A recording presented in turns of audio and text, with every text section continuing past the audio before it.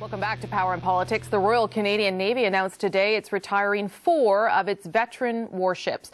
Among them, that 44-year-old vessel that got stranded northeast of Hawaii back in February with about 300 people on board. We reported on that. The Protector is being decommissioned along with the HMCS Algonquin, Iroquois, and Preserver. The government has a plan for 15 new ships to replace Canada's Tribals and Halifax-class frigates, but at this point, there's no clear timeline for when those vessels will be in service. So how will the retirement of 4 ships affect the Navy's operations? And is the program to build replacements still on track? Joining me now from Winnipeg is the Parliamentary Secretary to the Minister of Defence, James Bezan. In Vancouver tonight, the Liberal defence critic Joyce Murray, and here keeping me company in studio, the NDP defence critic Jack Harris, who hasn't had a chance to skip town yet. Before we get to the ships, and I do want to get into that, James Bezan, I just want to ask you about a late-breaking report that Canada scrambled some CF-18s to intercept 2 Russian bombers hours after the Ukrainian President Petro Poroshenko's speech in Ottawa on Wednesday. Can you confirm those reports? And if so, what more can you tell us? I can't comment on issues of national security, but this is disturbing. We've heard stories like this in the past of Russian bombers challenging Canadian airspace. This plays into the narrative of a Putin regime that's more aggressive, not just in Crimea and not just in Ukraine, but indeed testing their neighbors in their entire region. So whether it's in the Arctic with Canada, whether it's Estonia, Lithuania, Latvia, Poland, we're seeing increased aggressive actions being taken by the Russian Federation. And it was just a couple of weeks ago that we had a couple of Russian fighter jets buzz the HMCS Regina in the Black Sea. And I should clarify that the report, at least one of them from the Globe and Mail, saying that these bombers came within 50 to 100 kilometers of Canada's northern landmass.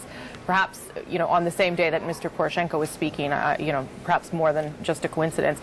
Let's change topics to the ships if we can, and I'll start with Jack Harris on that front. So the Navy says they have these plans for retiring these 4 ships, and that they can make up for the impact on the fleet while we await the new ones. What do you make of that news? Well, that's not what was said in an internal report that Vice Admiral Norman filed back in December of last year. He's talking about the concerns that the ability of the Navy to meet its mandate was being constantly tested by the lack of resources available to them. He said he had to make tough decisions and that they would affect the readiness of the naval fleet. So that means a lot in internal reports. Right. I mean, we've got. You can't keep ships that are falling apart out there. Well, they're not. Well, the ones that are falling apart should have been replaced. In 2008, this government cancelled the joint supply ship contract that was about to be awarded.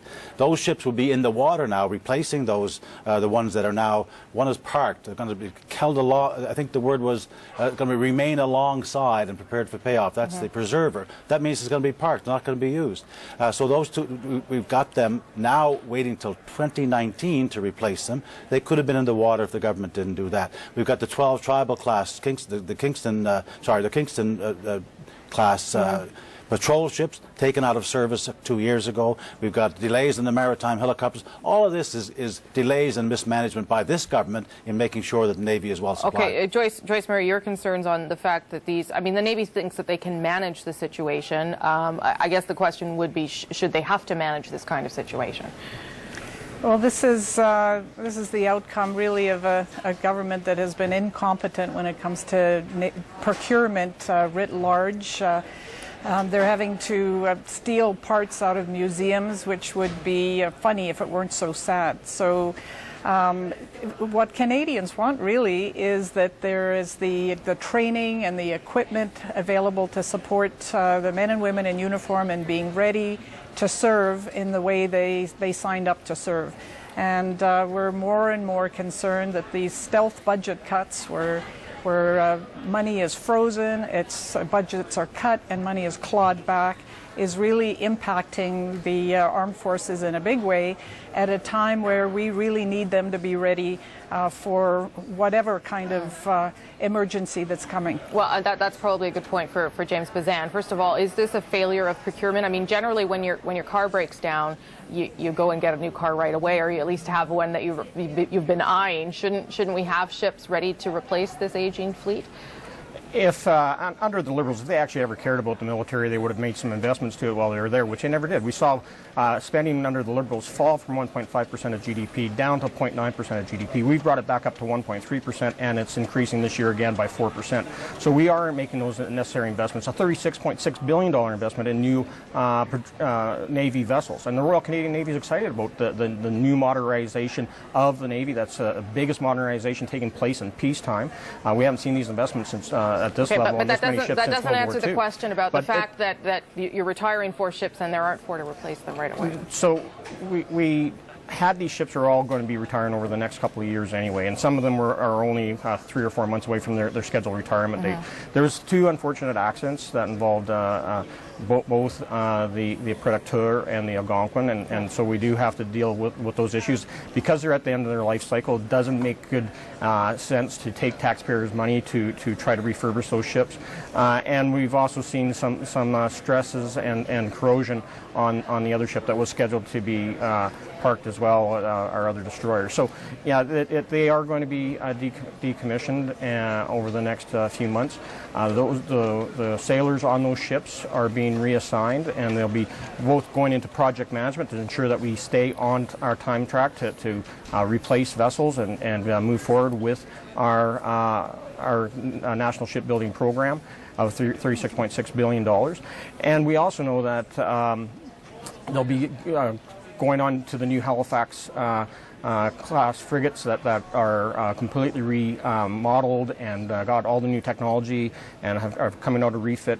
So it has all this new technology. They're going to train on it because that type of technology is also going to be on our new Arctic offshore patrol vessels, which will be rolling out next. Long story short, you think the Navy can manage it for now? Vice Admiral Norman wrote the report and definitely said there is some things that we have to address, but they are manageable. We have dealt with gaps in capabilities in the past when we've had ships go into deep maintenance or taken out of service, and so we can manage it through both domestically and with our NATO allies to ensure that we have the ability. Let me get Jack Harris and then Joyce Murray back in there. So what should the Navy do then? I mean, they're going to have to manage the situation, and the ships aren't there. So, but this is what what Vice Admiral Norman said was the decisions that he was going to have to make, and I'm assuming these include these laying up these ships, is going to affect the readiness of Canada's naval fleet as well as the Navy staffing level. So he's very clear that this will affect it, and it's about the budget. It's about this government trying to impose budget cuts on the Navy and on the military. But they have more ships coming. They have more coming down the road, but this is all about the next election. How much money can we save now so we can have a big surplus to show next year and push it out for election goodies? I think this is they're doing that at the expense of readiness. They're doing it at the expense of the Navy, and we've got the second, we've got one of the largest coastlines in the world and a huge place that naval sovereignty is important to maintain. Yes, the government has known since it was elected almost 9 years ago that these ships need to be replaced, and for all their brave words, not a single piece of steel has yet been cut on a replacement ship. And Rosemary, I hear from sailors at Esquimalt who call me in concern about the disarray in the Navy and the fact that some of the ships cannot even dock on Pacific ports because they are so old they don't meet standards. So what's happened here with the 2 supply ships being retired, we will not have a supply ship for our Navy. So that disables the Navy. When you have ships out there and you cannot resupply them with fuel and other supplies, you have to borrow it from other allies. I want James that's simply not acceptable, and I think that this government has to take responsibility for their failure to deliver on the Navy as well as the other armed forces. James Bezan, can you respond to that and whether it in any way limits what the Navy will be able to do? Not at all. We have the HMCS Toronto right now out in the Black Sea. The HMCS Regina has just returned from NATO reassurance package in the Mediterranean. The HMCS Frederictons are going down to the Caribbean Sea to participate in Operation Carib to do counter-narcotic work. So, we continue to do what we are asked to do with our allies. We continue to work internationally, and our capabilities are not at all diminished. We will do and train what we said we'd do all along.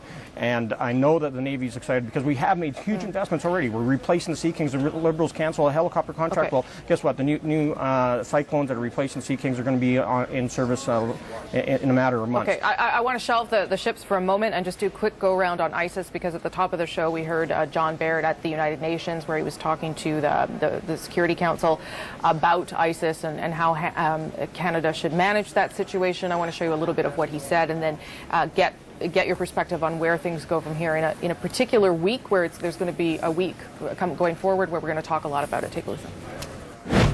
No nation state condones ISIL. But as I stated in Paris earlier this week, this is not somebody else's problem. We must work together to each of our strengths and abilities.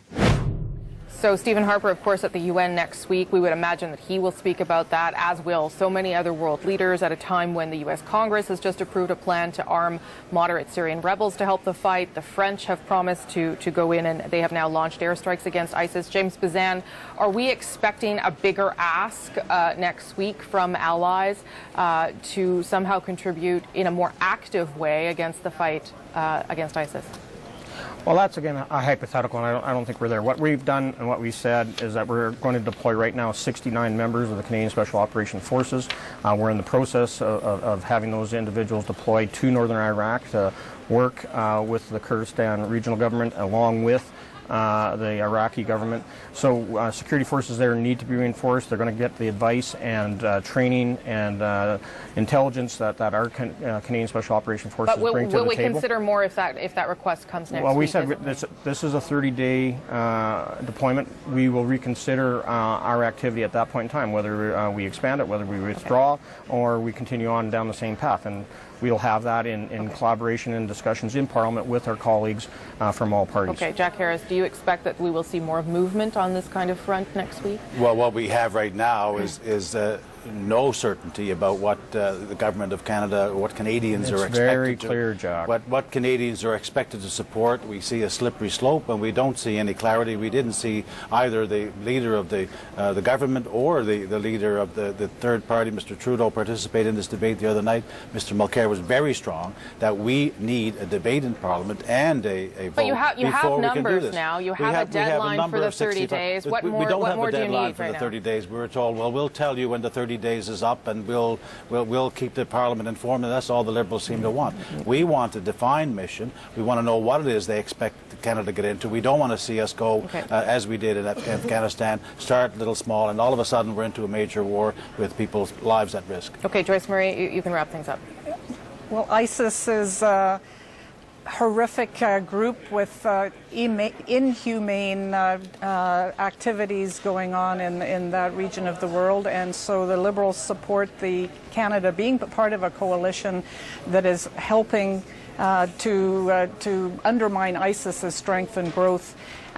At the same time, no matter what Canada is asked to do? No, we support this particular mission of 69 people going there for 30 days. And it was the Liberals that called for an emergency debate, exactly for the reason that we felt that there was not clarity about even that deployment. So when does the 30 days start? What exactly are people being asked to do? What are the risks that they're undertaking? How can we mitigate those risks? And what might be a next step?